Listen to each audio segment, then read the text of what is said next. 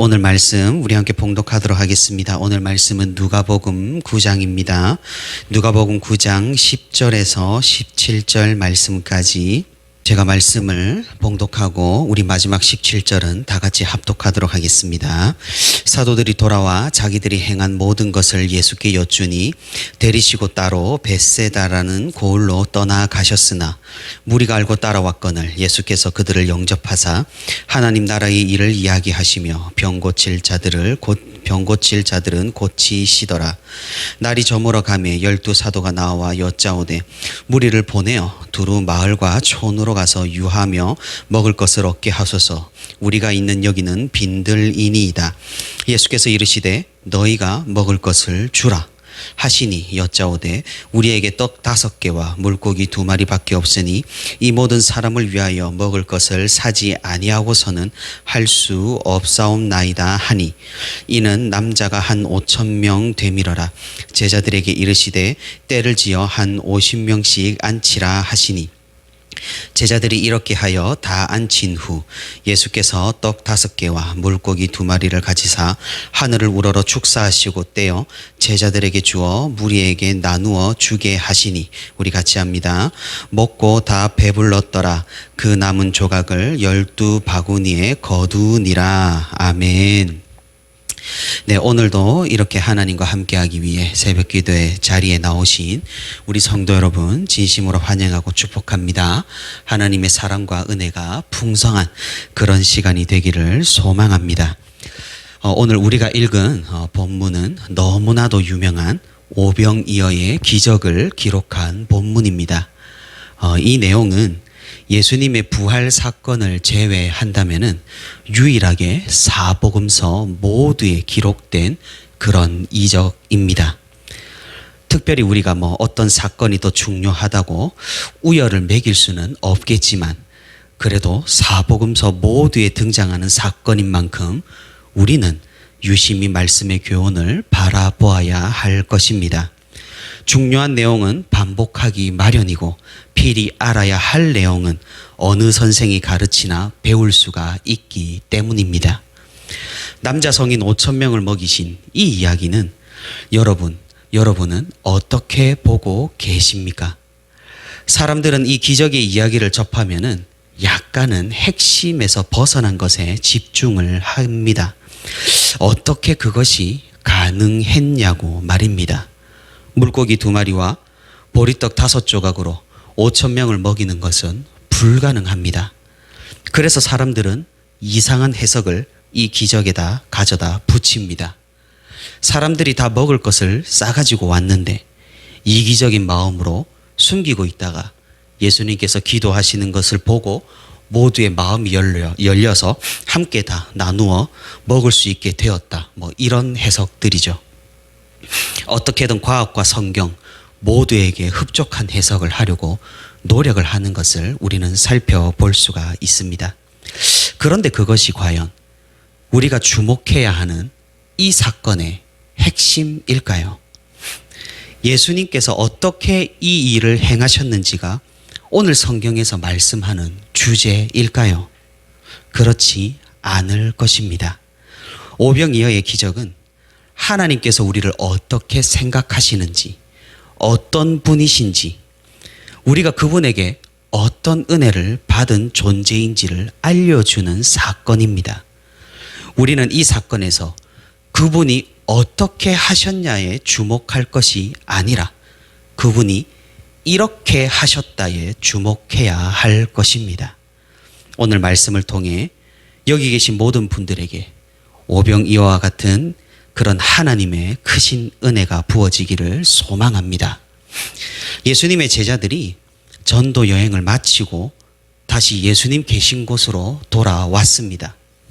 제자들은 예수님의 능력을 힘입어 기적을 행하고 말씀을 전한 자신들의 이야기를 신이 나서 예수님에게 알려주기를 원했습니다. 예수님께서는 제자들의 이야기를 듣고 따로 이 12 제자들과 시간을 보내기를 원하셨던 것 같습니다. 그래서 벳세다라는 고을로 가셨습니다. 하지만 그곳에도 인가가 있었기 때문에 아마도 예수님 일행은 벳세다 마을 근처에 사람이 없는 광야에서 제자들의 이야기에 귀를 기울이시고 질문에 대답을 해 주셨을 것입니다. 하지만 사람들, 무리들은 예수님을 집요하게 찾았습니다. 예수님께서는 그 무리의 필요와 간절함을 예수님 일행의 프라이버시보다 중요하게 생각하신 듯 합니다. 예수님은 따라온 무리를 나무라지 않으시고 또 환영하시며 하나님 나라의 복음을 전파하셨습니다. 예수님께서는 아마도 하실 이야기, 전하실 말씀이 많으셨나 봅니다. 그렇게 복음을 전파하시다 보니까 시간이 벌써 저녁이 되어 날이 저물어 갔기 때문입니다. 제자들은 예수님과 시간을 보내고 싶어 했습니다. 자신들이 경험했던 것들을 예수님과 나누고 싶어 했던 것이 분명해 보입니다. 왜냐하면 제자들은 예수님께 요청을 하는데 사람들을 이제 돌려보내어서 식사와 숙박을 해결할 수 있게 하자고 말했기 때문이죠. 하지만 예수님 일행과 무리가 있던 곳은 꽤나 외진 곳이었습니다. 그곳은 나름 큰 도시인 가버나움에서 약 7km 정도 떨어진 그런 성읍이 없는 들판이었던 벳세다 근방이었습니다. 제자들은 슬슬 걱정이 되기도 했고 피곤하기도 했고 예수님과 따로 개인적인 시간을 보내고 싶어 하기도 했고 그래서 예수님의 허락만을 기다렸습니다. 그런데 예수님께서 그런 요청에 대해서 이상한 대답을 하십니다. 너희가 먹을 것을 주라. 제자들은 당황했습니다. 자신들이 가진 것은 고작 아까 어떤 어린아이가 점심으로 싸웠다가 예수님에게 준 물고기 2마리와 보리떡 5조각이 전부였기 때문입니다. 만약에 먹을 것을 산다고 하더라도 이 많은 사람들을 먹일 수 있는 돈이 있을 리가 만무했습니다. 제자 빌립이 한번 계산을 해보니까 8개월 동안 일해야 벌 수 있는 돈이 필요하다는 그런 계산 결과가 나왔습니다. 제자들은 이제 막 전도 여행을 마치고 돌아온 상황이라는 사실을 우리는 기억을 할 필요가 있습니다. 그들은 예수님의 능력을 받아 사람들의 병을 고치고 귀신들을 쫓아내는 기적을 베풀었습니다. 하나님 나라의 복음도 전했습니다.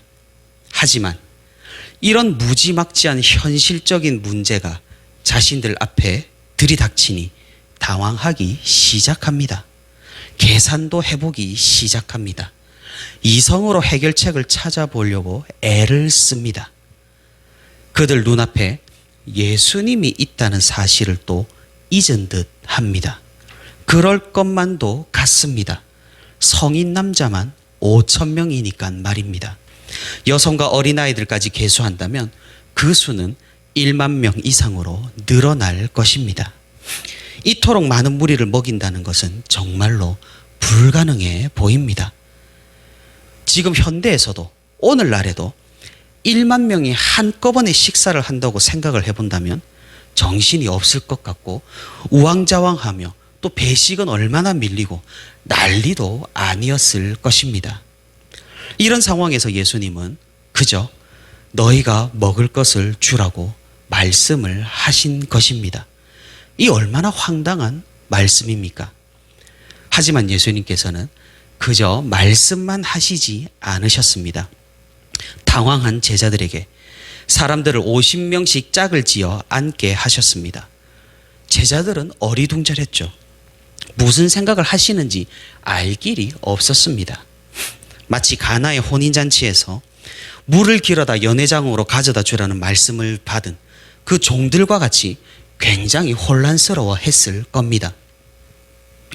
일단 예수님께서 말씀을 하셨으니 50명씩 짝을 지어 앉게 합니다. 예수님께서 가지고 계신 물고기 2마리와 빵 5개를 가지고 떡 5개를 가지고 하늘을 우러러 축사를 하십니다. 그리고 제자들에게 주어 무리에게 나누어 주라고 말씀하십니다. 놀라운 일이 벌어졌던 거죠. 저는 이 오병이어의 기적을 어릴 때 성경 만화로 본 기억이 아직도 또렷합니다. 그 만화에서는 이 보리떡, 보리빵이 어떤 바구니에 담겨 있었습니다. 예수님께서 축사를 쫙 하시니까 그 바구니가 기적의 빵 바구니가 된 거죠. 바구니에서 빵을 이렇게 쏟아내니까 빵이 계속해서 멈추지 않고 쏟아내는 걸 만화로 그려놨던 걸 기억을 합니다. 줄기차게 계속해서 쏟아지니 10,000명이 넘는 사람들이 먹고 남을 만큼 말입니다. 저는 그 만화를 보면서 참으로 기발한 표현이라고 생각을 해봤습니다. 아무튼 우리에게는 어떻게는 그렇게 중요하지 않다라는 사실입니다.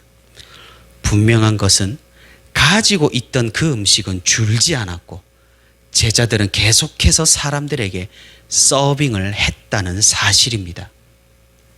점심부터 예수님의 말씀을 듣기 위해 모여든 사람들은 분명히 굶주림이 심했을 것입니다. 예수님께서는 그들의 필요를 외면하지 않으셨습니다. 그저 제자들의 요청대로 무리 보고 돌아가서 식사를 해결하라고 말씀하시지도 않으셨습니다.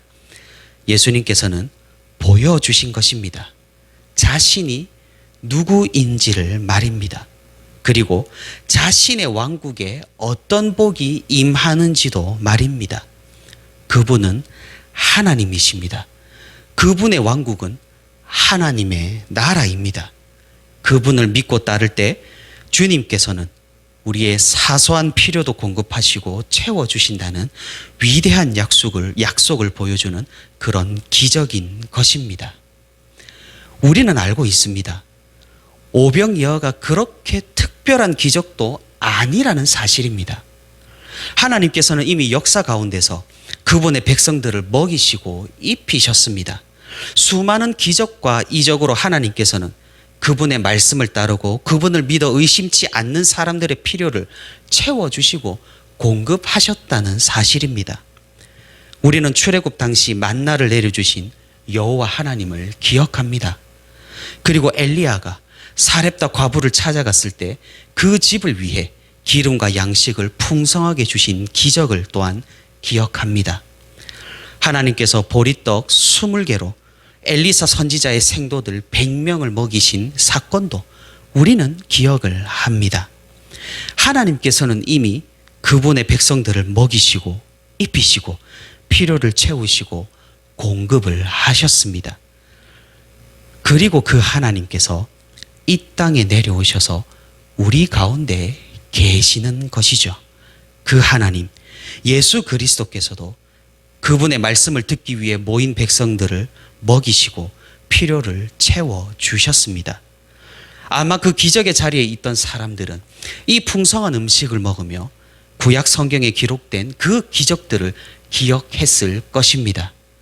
하나님께서 백성들을 먹이신 그 기적들을 생각하며 이분이 참으로 하나님이시다라는 생각을 했을 것입니다. 사랑하는 성도 여러분, 우리도 이와 같은 고백을 할 수 있기를 바랍니다. 하나님께서는 우리의 필요를 채우시고 우리에게 공급하시는 전능자라는 그 사실을 말입니다. 물론 그 모든 것이 우리의 바람대로는 되지 않을 것입니다. 하나님께서는 우리에게 가장 중요하고 가장 필요로 하는 것이 무엇인지 너무나도 잘 아시는 분이시기 때문입니다. 하나님께서는 그분의 섭리대로 그분의 계획대로 우리를 먹이시고 입히실 것입니다. 우리는 그분을 의지할 뿐입니다. 사실 그러기는 쉽지 않습니다. 이 세상, 물질적인 필요가 눈에 명확히 보이는 이 세상에서 눈에 보이지 않는 신령한 능력을 의지하며 살아간다는 것 어디 쉬운 일이겠습니까? 그래서 우리는 계산도 해보고 합리적으로 소비도 해보고 여러 방편을 강구를 해보기도 합니다. 물론 우리는 그런 부분에서도 최선을 다해야 할 것입니다. 하지만 우리가 기억하기를 바랍니다. 그 모든 것도 주시는 이는 하나님이시고 거두어 가시는 이도 하나님이시라는 사실을 말입니다. 예수님께서는 우리에게 보여주셨습니다. 너희가 믿어 의심치 않고 너희의 필요를 채워주고 공급한 그 하나님이 바로 나라는 사실을 말입니다.